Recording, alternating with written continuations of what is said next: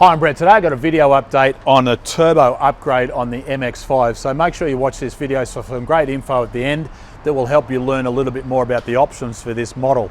So this particular car, we did some custom tuning with the RaceROM software several years ago when it was normally aspirated. The owner of the car regularly takes it to the track and he wanted to get the most performance out of the engine and also make sure it was reliable at the same time because it does regular track days. Well, since then, he's then imported a turbo kit from overseas and had a engine replacement done. He wasn't too happy with the tune that came with the kit, so we've done an upgraded custom tune using the RaceROM technology on our dyno here in Sydney.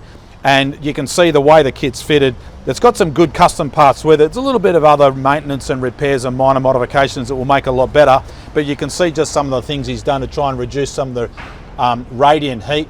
And obviously he's got this aftermarket strut brace and there's not a lot of room between the turbo assembly and that strut brace there. But this particular car is a really fun car to drive, and with this on the track, it's certainly no shortage of power as well. So to put it in perspective, 120 kilowatts at the peak power, which is the green line at 7,000 RPM, very straight, long, flat power curve you expect out of a normally aspirated engine. Just then compare that to the custom tuned turbo kit, and you can see at 4,400 RPM the car starts to generate some healthy boost, and the green line climbs up to around 188. But the blue line is what talks of torque. I mean, this is what makes a car quick. It's torque. And in this situation, factory standard torque on this particular package, which is the blue line, is 180 Newton meters measured on the left-hand side of the graph. And that now has climbed up to a massive 280 Newton meters, starting at 4,400 RPM, which is when the turbo comes on to peak boost. Now, we don't want to run any more boost than that because you start leaning on the engine a little bit too hard.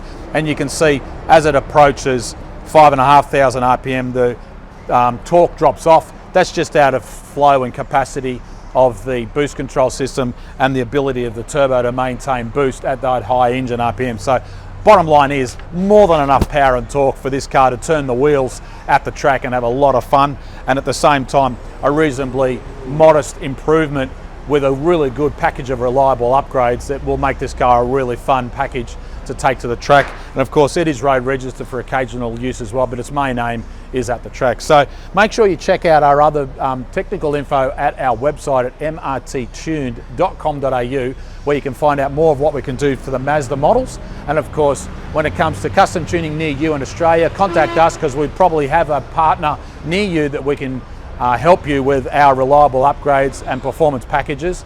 And of course, you can follow us on Facebook, YouTube, Twitter and Instagram for more upgrades.